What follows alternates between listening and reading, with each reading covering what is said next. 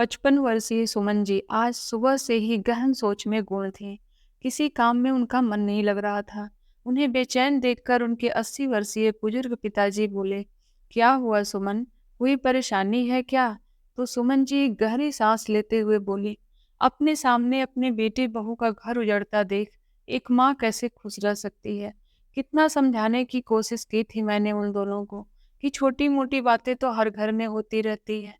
झगड़े को जितना खींचा जाए उतना ही बढ़ता जाता है। लेकिन कहाँ सुनते हैं आजकल के बच्चे।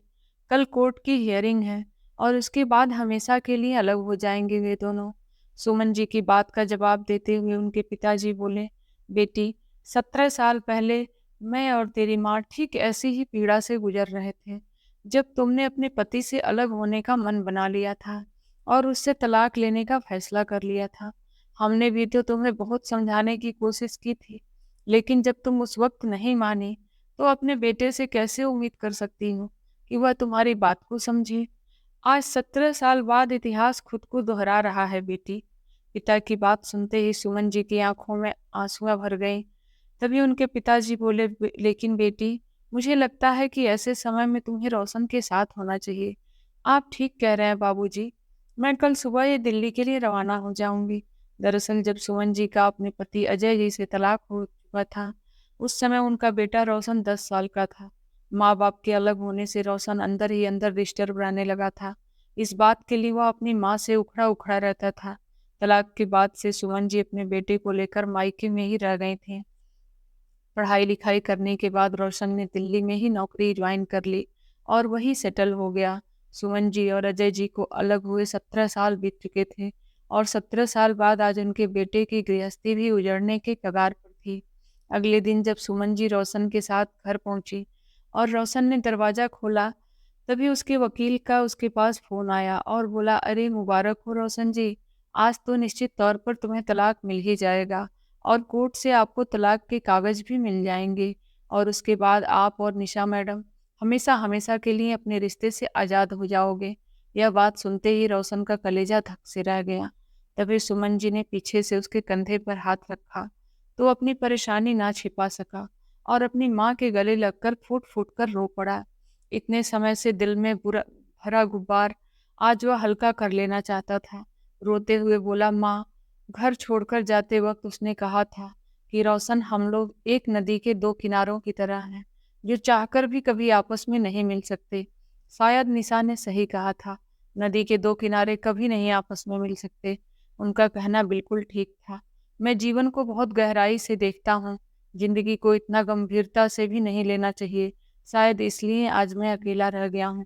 काश मैं उसी दिन उसे रोक लेता। काश मैं उस दिन उसे छोड़कर ही ना जाता। कैसे भी करके मना लेता तो आज हमें यह दिन ना देखना पड़ता। सुमन जी रोशन की पीड़ा को साफ साफ समझ पा रही थी। वह जानती थी कि इस घटना से वह अंदर तक टूट चुका है। इसलिए उसे समझाते हुए बोली, बेटा, अभी देर नहीं हुई है। एक बार अपने इस रिश्ते को फिर से मौका देकर देखो। जिंदगी इतना काटना इतना आसान नहीं होता और यह बात मैं खुद महसूस कर चुकी हूँ। मैं तो जीवन में इतना बड़ा फैसला लेकर आज तक पछता रही हूँ, लेकिन तुम ऐसी नौबत मत आने दो। नहीं माँ, अब सब कुछ खत्म हो चुका है। अब इस बारे में सोचकर कोई फायदा नहीं। आज अदालत की मंजूरी मिलने के बाद हम कानूनी तौर पर अलग हो जाएंगे। थोड़ी देर बाद तैयार होकर रोशन कोर्ट चला गया। अदालत की कार्यवाही से पहले रोशन ने निशा से बात करने की कोशिश भी की, लेकिन उसकी माँ दीवार की तरह उन दोनों के बीच खड़ी मिली। कुछ देर बाद उन दोनों को तलाक की मंजूरी दे दी गई और रोशन अपने घर वापस लौट आया। घर पहुंचते ही सुमन जी ने उसे प्रश्नवाचक निगाहों से देखा तो अपने दुख के सैलाब को अंदर ही अंदर दबाते हुए वह केवल इतना ही कह पाया, माँ, कुछ देर में निशा यहाँ पहुंचती होगी अपना बाकी का सामान लेने के लिए। इतना कहकर रोशन अपने कमरे में चला गया। अलमारी खोली तो उसमें निशा की कुछ साड़ियाँ और कपड़े पड़े थे जिन्हें रोशन ने निशा की यादों के तौर पर सहेज रखा था। सब देखते हुए उसकी आंखें फिर से भर आईं। खुद से ही बोल उठा, क्यों मैंने खुद को इतना अनुशासित कर लिया कि उस अनुशासन में निशा का दम घुटने लगा। क्यों मैं अपने आप को उसके अनुसार ना ढाल पाया। अगर परिस्थितियों के अनुसार मैंने स्वयं को भी थोड़ा सा बदला होता तो शायद आज मैं और निशा एक साथ होते। उधर रोशन के घर की तरफ आते हुए निशा के दिमाग में भी विचारों का तूफान उत्पात मचा रहा था। सोचने लगी, शायद जिंदगी ऐसी ही है। जब तक हमें सामने वाला इंसान समझ में आता है, तब तक वो हमसे बहुत दूर चला जाता है। जब तक हम दोनों साथ में थे, तुम्हें समझ ही नहीं पाई रोशन। अब समझ में आया है तो बहुत देर हो चुकी है। तुम्हारे बिना यह जिंदगी जिंदगी नहीं है। लेकिन अब अपने इन्हीं हाथों से मैंने तुम्हारे पास वापस आने के सारे रास्ते बंद कर दिए हैं। विचारों का बवंडर एकाएक निशा को अतीत में ले जाने लगा। रोशन और निशा कॉलेज में एक साथ पढ़ा करते थे। वैसे तो निशा का ध्यान कभी रोशन की ओर नहीं गया था, लेकिन जब रोशन ने फर्स्ट ईयर में टॉप किया था, तो वो आश्चर्यचकित रह गई कि किसी लड़के का रिजल्ट इतना अच्छा कैसे हो सकता है। रोशन का पढ़ाई में इतना ध्यान देखकर वो उसकी ओर आकर्षित होने लगी थी। धीरे धीरे दोनों की बातचीत शुरू हुई और कुछ समय बाद वो दोनों एक दूसरे को पसंद करने लगे। लेकिन दोनों में से किसी ने भी अपने मन की बात एक दूसरे को नहीं बताई थी। कॉलेज का आखिरी दिन था। निशा रोशन के पास आई और बोली, रोशन, मैं हमारी इस दोस्ती को एक रिश्ते का नाम देना चाहती हूँ और उम्र भर तुम्हारे साथ रहना चाहती हूँ। क्या तुम मुझे पसंद करते हो? यह सुनकर रोशन कुछ देर चुप रहा और फिर धीरे से बोला, हाँ, मैं भी आपसे शादी करना चाहता हूँ। ऐसा कहते हुए उसने निशा के हाथ को अपने हाथ में ले लिया। दोनों ने एक दूसरे के साथ शादी करने का फैसला तो कर लिया, लेकिन दोनों की जातियां अलग अलग थीं, इसलिए शादी करना इतना आसान भी नहीं था। रोशन के परिवार वालों को तो कोई एतराज नहीं था, लेकिन निशा के माता पिता मानने को तैयार ही नहीं थे। उधर निशा भी अपने फैसले पर अड़ गई थी कि अगर शादी करेगी तो रोशन से, नहीं तो अपनी जान दे देगी। आखिरकार निशा के माता पिता ने भी बुझे मन से इस रिश्ते को स्वीकृति दे दी, लेकिन कभी रोशन को दिल से अपना नहीं पाए। कॉलेज पास करने के 2 साल बाद निशा और रोशन की शादी हो गई। निशा अपनी शादी के बाद उन खूबसूरत लम्हों को याद करने लगी। जब शादी के बाद निशा ने रोशन के घर पर पहला कदम रखा था, तो रोशन ने एक पेपर पर उसके पैरों के निशान लिए थे और ठीक 2 दिन बाद उस पेपर को एक फोटो फ्रेम में लगाकर घर लेकर आया। जब निशा ने यह सब देखा तो हैरानी से बोल उठी थी, अरे, यह मेरे पैरों के निशान तो तुमने तब लिए थे ना, जब मैं इस घर में पहला कदम रखी थी। हाँ निशा, यह तुम्हारे पदचिन्ह है, लेकिन यह फोटो फ्रेम में क्यों लगवाए? निशा ने पूछा। तो रोशन बोला, निशा, माता पिता अपनी बेटी को एक अनजान इंसान के साथ जीवन भर साथ निभाने के लिए उसे सौंप देते हैं, तो उस इंसान का भी तो फर्ज बनता है कि वह अपने घर की लक्ष्मी को उतना ही प्यार और सम्मान दे जितना उसके माता पिता के घर में उसे मिलता था। बस इसी दिशा में मेरी एक छोटी सी कोशिश है। रोशन की यह विचार जानकर हैरान रह गई निशा। फिर उसे ख्याल आने लगा कि शादी की बात कैसे रोशन सुबह सूरज उगने से पहले ही उठकर घर का लगभग सारा काम निपटा देता था और फिर नहा धोकर पूजा पाठ करके निशा को जगाता था। वह सारे दृश्य जैसे किसी चलचित्र की तरह आंखों के सामने दिखाई देने लगे। सुप्रभात निशा जी, देखिए सुबह हो चुकी है, खिड़कियां खोलते हुए रोशन ने कहा। लेकिन निशा तो अपनी नींद से निकलना ही नहीं चाहती थी। फिर रोशन ने कहा, उठो निशा, कड़क चाय बनाकर लाया हूँ तुम्हारे लिए। सूरज की किरणों के साथ चाय की चुस्कियों का आनंद लो। तभी निशा बड़ी मुश्किल से नींद के आगोश से बाहर निकली और बोली, good morning my dear husband. लगता है आज भी सुबह सवेरे उठकर आपने अपने सारे काम निपटा दिए। जी हाँ निशा जी, सारे काम हो चुके हैं। योग, प्राणायाम, घर की साफ सफाई, बर्तन, कपड़े और झाड़ू पोछा भी सब निपटा दिया है मैंने। हाँ, कपड़े सुखाना बाकी रह गया है। तो निशा बोली, अरे रोशन, क्यों तुम सुबह सुबह अपनी नींद खराब करके अकेले ही इन सभी कामों में लगे रहते हो? तुम्हारे ऑफिस जाने के बाद मैं घर का सारा काम कर लेती हूँ। तुम अपना ऑफिस का काम संभाल लिया करो, घर के काम की चिंता मत किया करो। तो रोशन बोला, अरे निशा, मुझे सभी कार्य सही समय पर करना बहुत अच्छा लगता है। सही समय पर सभी कार्य हो जाए तो परिणाम अच्छे मिलते हैं। अब प्रकृति को ही देख लो, अपने सभी काम सही समय पर करती है। प्रकृति या प्रकृति कौन है? निशा ने भौं में चढ़ाते हुए पूछा। तो रोशन बोला, अरे निशा, प्रकृति यानी कुदरत, नेचर।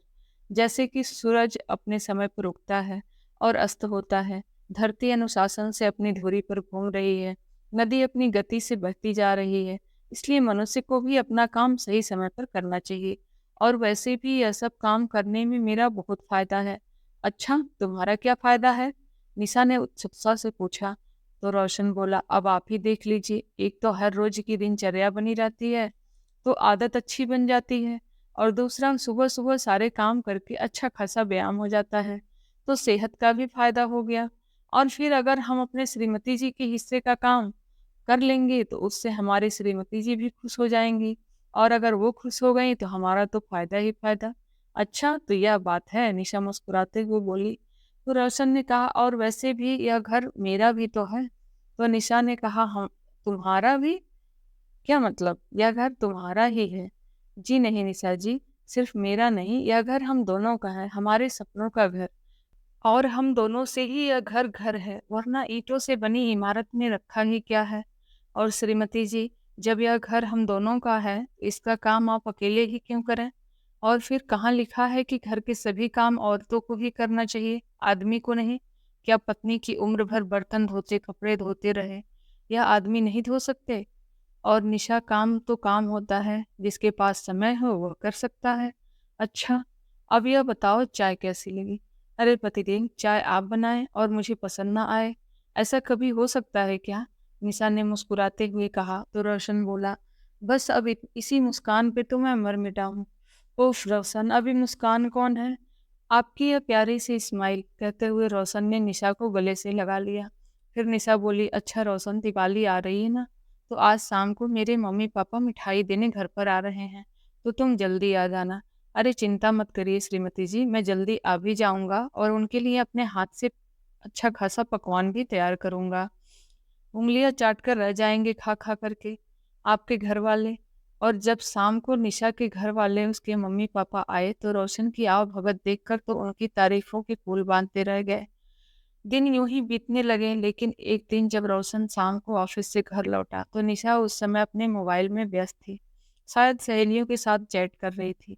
घर आते ही जलने की बदबू आने के कारण रोशन सीधा रसोई घर में गया, गैस बंद करके बाहर आया और बोला, निशा, रसोई घर में सारी सब्जी जल गई और तुम यहाँ फोन में मशगूल हो। तुम्हें कितनी बार कहा है कि फोन में इतना मत खो जाया करो, कि असल दुनिया से नाता ही तोड़ लो। तभी निशा चिढ़ते हुए बोली, फोन फोन फोन, मुझे जब समझ में नहीं आता रोशन, मेरे फोन से तुम्हें इतनी दिक्कत क्यों है?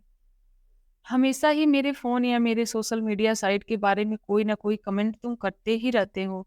दुनिया को देखो कहाँ से कहाँ पहुंच गई है, और अपने आप को देखो, आज के जमाने में भी तुम हजारों साल पीछे आदि मानव की तरह जी रहे हो।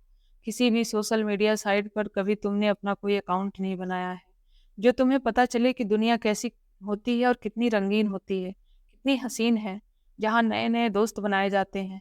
एक अलग ही दुनिया देखने को मिलती है। लोग अपने खूबसूरत लम्हों की पिक्चर शेयर करते हैं, और दूसरों की फोटोज को लाइक और कमेंट करते हैं, उनकी तारीफ करते हैं, और यहाँ तुम खुद को देखो, एंड्रॉइड के ज़माने में तुम बटन वाला मोबाइल फ़ोन रखते हो, और वह भी 10 साल पुराना। अपने कपड़े तो देखो, बाबा आदम के ज़माने के नज़र आते हो, सफ़ेद और काले रंग के अलावा जैसे कोई रंग ही नहीं है तुम्हारी दुनिया में। लेकिन रोशन, मुझे तुम्हारी तरह बेरंग ज़िंदगी नहीं जीनी, तंग आ गई हूँ मैं ऐसी बोरियत भरी ज़िंदगी से। तो फिर रोशन बोला, लेकिन निशा, मेरी ज़िंदगी में सिर्फ उन्हीं लोगों को अहमियत है जो मेरे अपने हैं, जो रिश्तों में से मेरे साथ जुड़े हैं। उनके अलावा मुझे किसी से कुछ लेना देना नहीं। उन रिश्तों को अगर मैं सही ढंग से निभा लेता हूँ, तो इससे ज़्यादा संतुष्टि की बात मेरे लिए कोई नहीं है। और मैंने तुम्हें पहले भी यह बात समझाई थी कि ज़रूरत से ज़्यादा कोई भी चीज़ अच्छी नहीं होती। अगर तुम इन चीज़ों को हद में इस्तेमाल करो तो ही अच्छा है, क्योंकि एक हद के बाद इन सब चीज़ों की लत लग जाती है। लेकिन इस बारे में तो तुम तब सोचोगी ना जब तुम अपने हाथ से इस मोबाइल नाम की बीमारी को छोड़ोगी। तुम्हें तो इस फोन से ऐसी लत लग चुकी है कि इसके सामने तुम्हें अपने रिश्ते भी छोटे दिखाई देने लगे हैं। इस बात पर निशा भड़क उठी और बोली, अगर तुम्हें मुझसे और मेरे इस फोन से इतनी ही नफरत है तो मुझे डिवोर्स क्यों नहीं दे देते?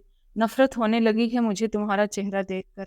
अब तो मुझे डिवोर्स देकर खुद को भी टेंशन फ्री हो जाओ, और मुझे भी इस बोरियत भरी जिंदगी से आज़ाद कर दो।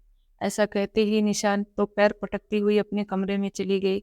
लेकिन यह बात सुनकर रोशन चिढ़ंत रह गया। उसे यकीन नहीं हो रहा था कि यह वही लड़की है जो कभी उसे अपनी जान से भी ज्यादा प्यार करती थी। इधर निशा बिस्तर पर लेटे लेटे आंसू बहाने लगी।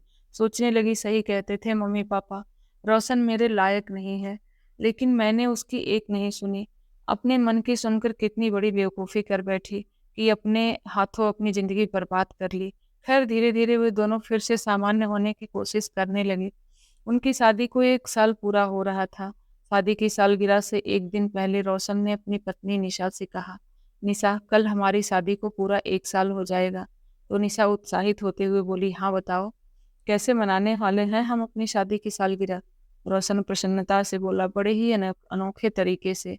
ये सुनकर निशा बहुत खुश हो गई। तो रोशन ने कहा, कल सुबह सुबह जल्दी तैयार हो जाना।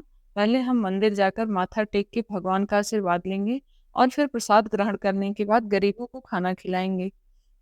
यह बात सुनते ही निशा की हैरानी का ठिकाना न रहा। गुस्से से वह बोली, कब तक रोशन, आखिर यह सब कब तक चलेगा? पूरा 1 साल हो गया हमारी शादी को, लेकिन तुम्हारी आदतें अब तक नहीं बदली। ना कोई एक्साइटमेंट है और ना ही कोई एंटरटेनमेंट। अरे इतने बोर इंसान हो तुम कि एक सरप्राइज तक नहीं दिया जाता अपनी पत्नी को। क्यों नहीं समझते हो कि जीवन में बदलाव भी एक जरूरी चीज है? नीरस जिंदगी जीना कितना बोरिंग होता है। क्या सिर्फ प्यार के बलबूते ही पूरी जिंदगी गुजारी जा सकती है? अरे एक ही तो जिंदगी है। कुछ सपने भी होते हैं इंसान के, कुछ इच्छाएं भी होती हैं। लोगों को देखो कितने मॉडर्न हैं, एडवांस हैं, और वैसे ही जीने में मजा है। मुझे वैसे ही सुकून मिलता है। Late night party, dinner party, birthday या एनिवर्सरी पर केक पार्टी या आउटिंग, यह सब तो तुम्हारी जिंदगी से कोसों दूर है। जानते हो रोशन, मेरी अपनी सहेली शोभा, उसकी शादी भी ठीक उसी दिन हुई थी जिस दिन हमारी शादी हुई थी। लेकिन इस 1 साल में वह 2 बार अपने पति के साथ फॉरेन टूर पर गई थी और इंडिया में तो ना जाने कितनी जगह घूम चुकी है। आए दिन candle light dinner, birthday party, surprise, और न जाने कितने कितने मौकों पर वो अपनी खूबसूरत तस्वीर खींच कर पोस्ट करती है। कितने खुश दिखते हैं वो दोनों हस्बैंड वाइफ एक दूसरे के साथ। और मेरी दूसरी सहेली नैना, वो तो 2 दिन पहले उसका बर्थडे था। उसके हस्बैंड ने बर्थडे पर उसे एक शानदार सरप्राइज पार्टी दिया। कितनी एक्साइटमेंट थी उसके चेहरे पर और कितनी खुश थी वो। बस एक मेरी ही किस्मत फूटी थी। लेकिन यहाँ सुनने वाला कौन है? तुम तो वही हजारों साल पुरानी जिंदगी जी रहे हो। कछुए की चाल की तरह हर बात में तुम्हारी अपनी ही फिलॉसफी होती है। जमीन पर बैठकर शुद्ध शाकाहारी भोजन करना, प्रातः काल उठकर योग प्राणायाम करना। सोशल मीडिया तो तुम्हारी नकली दुनिया है। न संस्कार, न संस्कृति, परंपरा, आस्था, बस यही सब कुछ है तुम्हारे लिए। और ऊपर से पता नहीं कहाँ कहाँ से हिंदी के शब्द ढूंढ के लाते, जो सामने वाले के ऊपर से ही निकल जाए। दुनिया कहाँ से कहाँ पहुंच गई और हम लोग वहीं हजारों साल पीछे। खास मौकों पर सरप्राइज देना तो दूर, तुम्हें तो पूरे प्रसाद और गरीबों को खाना बांटने में ही दुनिया जहान का सुख मिल जाता है। निशा के मुंह से यह सब बातें सुनकर रोशन बस हैरानी से उसे देखता रहा। उसे मालूम था कि यदि इस समय वह कुछ कहेगा तो झगड़ा और ज्यादा बढ़ सकता है। अगले दिन वह निशा के पास आया और उसे प्यार से समझाते हुए बोला, निशा, कल मैंने तुम्हें जो कुछ भी कहा, तुम्हारा दिल दुखाने का मेरा कोई इरादा नहीं था। जब मैंने देखा कि दिन रात फोन में व्यस्त रहने के कारण, सोशल मीडिया को जरूरत से ज्यादा इस्तेमाल करने के कारण घर के बाकी कामों में तुम बिल्कुल अनदेखी रह रही हो, तो मुझसे रहा नहीं गया। शायद मेरे मुंह से कुछ ज्यादा ही निकल गया। इस सब के लिए मैं तुमसे माफी मांगता हूँ और आगे से ऐसा कुछ ना हो इसके लिए मैं तुमसे भी ये गुजारिश करता हूँ कि इस नकली दुनिया से समय रहते ही बाहर आ जाओ। देखो निशिया, सोशल मीडिया के जिन दोस्तों के साथ तुम अपनी पोस्ट शेयर करके उनसे लाइक्स हासिल करके तुम्हें खुशी होती है, जब सच में तुम्हें जिंदगी में किसी एक दोस्त की भी जरूरत हो, तो मैं दावे के साथ कह सकता हूँ कि इनमें से कोई भी तुम्हारे पास नहीं होगा। कोई नहीं आएगा तुम्हारी मदद करने के लिए। तुम्हारे साथ खड़े होंगे तो जो सिर्फ तुम्हारे अपने हैं, जिनके साथ तुम्हारे रिश्ते जुड़े हैं, जो सच में तुम्हारी फिक्र करते हैं। इसलिए वक्त रहते स्वयं को संभालो, अपनी असल दुनिया के बारे में सोचो, अपने रिश्तों के बारे में सोचो। एक बात और कहूँगा निशा, दूर से देखने पर हमें बाकी लोगों की लाइफ बहुत परफेक्ट लगती है। हमें ऐसा लगता है कि कितनी खुशहाल जिंदगी बिता रहे हैं हमारे आसपास, और इस दुनिया के लोग कितने हंसते हुए नजर आते हैं वो लोग उन तस्वीरों में जो भी वो सोशल मीडिया पर पोस्ट करते हैं। लेकिन निशा, हमें ये भी सोचना चाहिए कि कोई भी इंसान अपने परिवार वालों से झगड़ा करते हुए फोटो खींचकर सोशल मीडिया पर नहीं डालता। जब वो दुखी होता है, उदास होता है, उस पल तस्वीर खींचकर वह सोशल मीडिया पर अपने दोस्तों के साथ साझा नहीं करता। इसलिए यह बात दिमाग से निकाल देनी चाहिए कि सबकी जिंदगी रोमांच और उत्साह से भरपूर है और हम उनके मुकाबले नीरस जिंदगी जी रहे हैं। लड़ाई झगड़े किस घर में नहीं होते हैं निशा। छोटी मोटी बातें तो हर घर में होती हैं, लेकिन इन बातों को इतना बड़ा बना देना कि इंसान अलग होने के बारे में सोचने लगे, डिवोर्स जैसे ऑप्शन के बारे में सोचने लगे, यह तो गलत है ना। जो हुआ वह दोबारा नहीं होगा। अगर हम यह ठान लें तो फिर से हमारी जिंदगी खुशहाल हो जाएगी। यह जिंदगी एक बहुत बड़ी किताब की तरह है। कल जो कुछ भी हमारी जिंदगी में हुआ वह सिर्फ एक पन्ने की तरह था, और यदि किसी किताब का एक पन्ना फट जाता है या खराब हो जाता है तो हम उस पूरी किताब को तो नहीं फेंक सकते ना। इसलिए हमें अपने रिश्ते के साथ भी ऐसा ही करना है। मैं ऑफिस चलता हूँ, मुझे देर हो रही है, शाम को आकर मिलते हैं। और मुझे वही पहले जैसी हंसती खिलखिलाती हुई निशा चाहिए। उस समय तो रोशन ऑफिस चला गया, लेकिन शाम को जैसे ही घर लौटा तो देखकर दंग रह गया कि निशा अपने बैग पैक कर रही थी। उसे देखते ही रोशन बोला, निशा कहीं जाने की तैयारी है क्या? मायके से तुम्हारी माँ का फोन आया था। चलो अच्छा है, कुछ दिन माँ के साथ जाओगी, थोड़ा उनके साथ समय बिताओगी, तुम्हारा मूड भी अच्छा हो जाएगा। लेकिन निशा बोली, जी नहीं, मैं कुछ दिनों के लिए नहीं जा रही हूँ, हमेशा हमेशा के लिए जा रही हूँ। अब मैं कभी वापस यहाँ नहीं आऊंगी। निशा की यह बात सुनकर रोशन हैरत में पड़ गया। उसे तो जैसे काटो तो खून नहीं। फिर खुद को संभालते हुए, निशा तुम भी तो कहती थी कि एक ही जिंदगी है। फिर यह भी तो सोचो कि क्या यह जिंदगी हमें लड़ने झगड़ने के लिए मिली है? अपने भाषण तुम अपने ही पास रखो। मैं तो सिर्फ इतना ही जानती हूँ कि जो इंसान मेरी ख्वाहिशों को नहीं पूरा कर सकता, उसकी नज़रों में मेरे सपने की कोई कदर नहीं।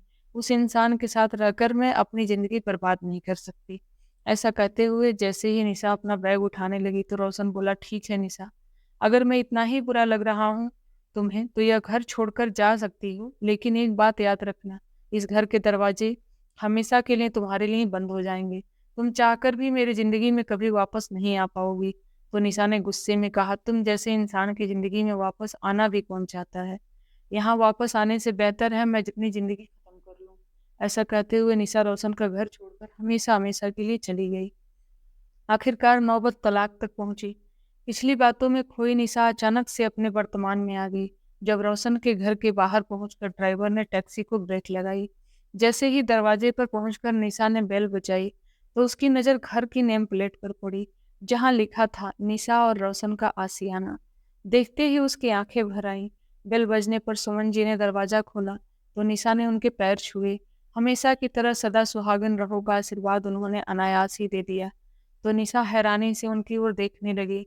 उसी समय निशा का मोबाइल बज उठा। हाँ माँ, मैं पहुंच गई हूँ, बुझे मन से निशा ने कहा तो दूसरी तरफ से आवाज आई, ज्यादा देर वहां रुकने की जरूरत नहीं है, अपना सामान उठाओ और निकलती बनो वहां से। ठीक है मम्मी, ऐसा कहकर उसने फोन रख दिया। अंदर आई तो जैसे यादों का सैलाब उसकी राह देख रहा था। उसके हाथों से सजा हुआ आशियाना अभी तक बिल्कुल वैसे का वैसा ही था।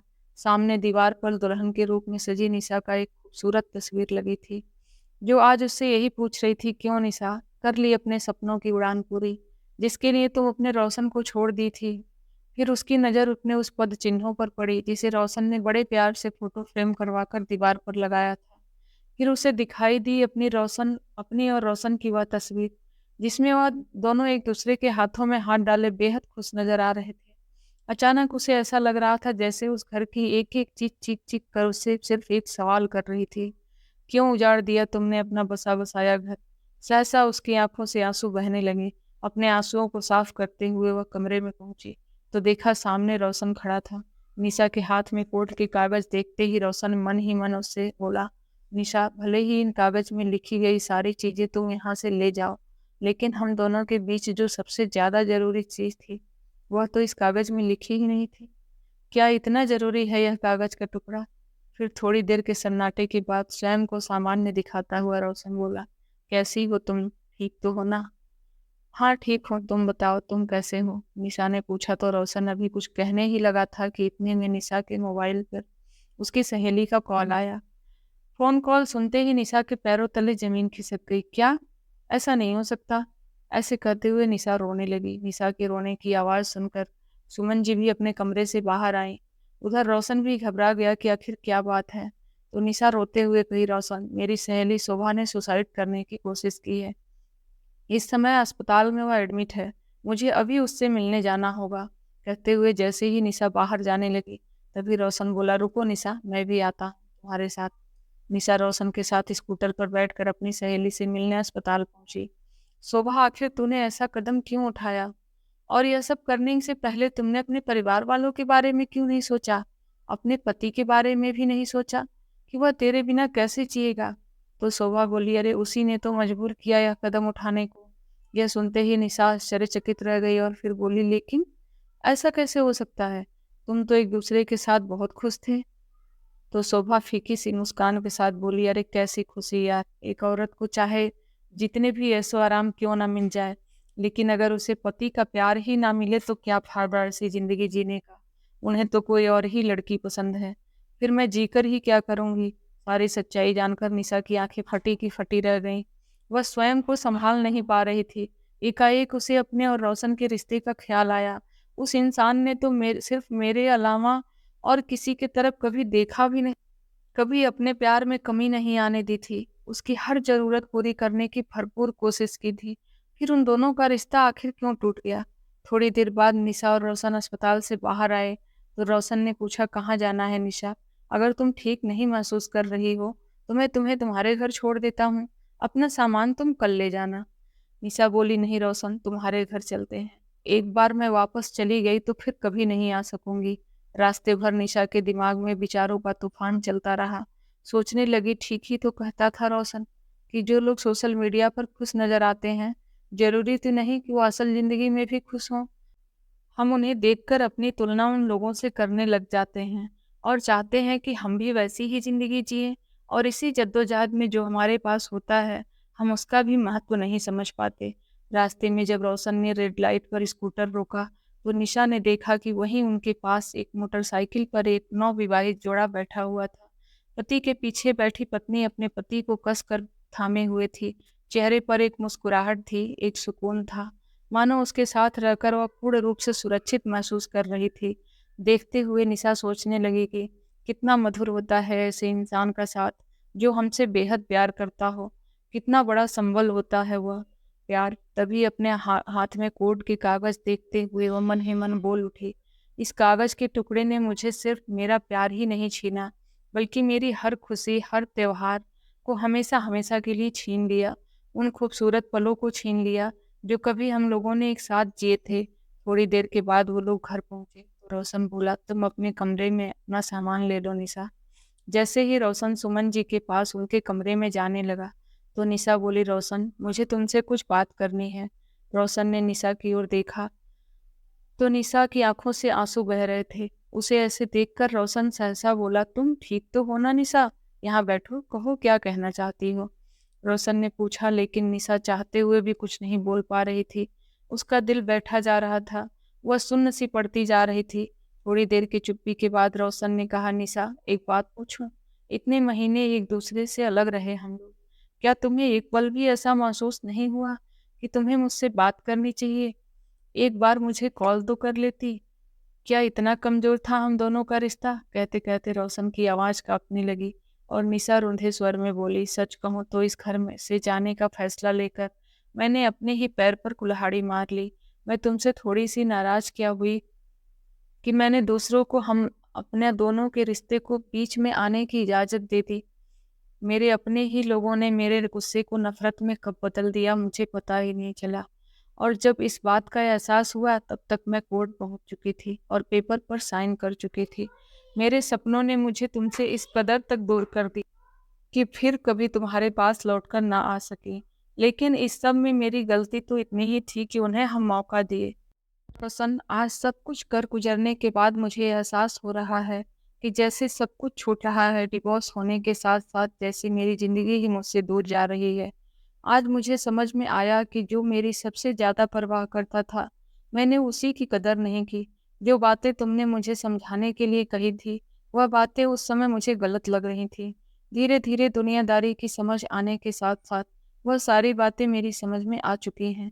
आज के दौर में रिश्ते टूटने का सबसे बड़ा कारण यही है कि हम अपने संस्कारों से दूर जाते जा रहे हैं, अपनी मर्जी से जीना चाहते हैं।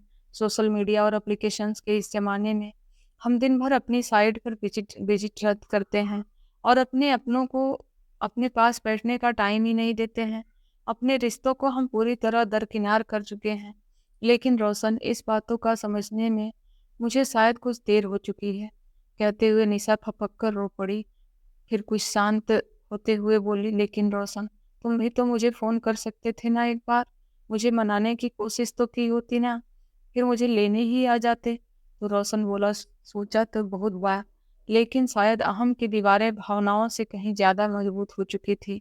अगर घमंड को एक तरफ रखकर मैंने हालत को सही करने की कोशिश की होती, तो हमारा रिश्ता टूटने से बच जाता। कहते-कहते रोशन की आँखें भर आईं, तो निशा रोशन के सामने घुटनों के बल बैठ गई और बोली, मुझसे बहुत बड़ी गलती हो गई रोशन।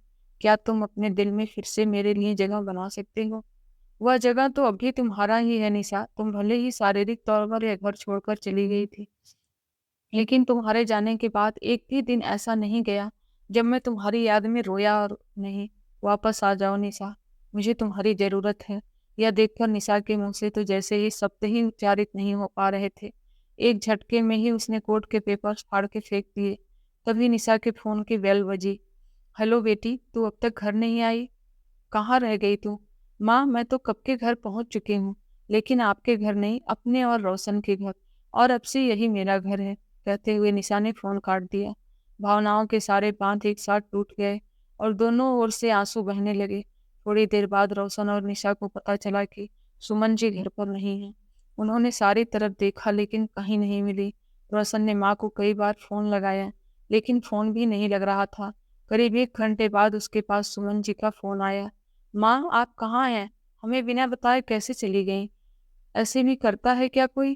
तो दूसरी ओर से उसकी माँ की आवाज़ आई, बेटा, यूँ तो अपने बच्चे अपने माँ-बाप से बहुत कुछ सीखते हैं, लेकिन मुझे आज अपने बच्चों से सीखने को मिला है। तुम्हारे पापा के घर पर हूँ। आज से मैं और तेरे पापा साथ रहेंगे। दोस्तों, पति-पत्नी में प्यार और तकरार तो एक ही सिक्के के 2 पहलू हैं। ज़रा-सी बात पे कोई ऐसा फैसला नहीं लेना चाहिए, जिससे कि ज़िंदगी अफ़सोस भर में बीते। तो दोस्तों, आपको यह कहानी कैसी लगी?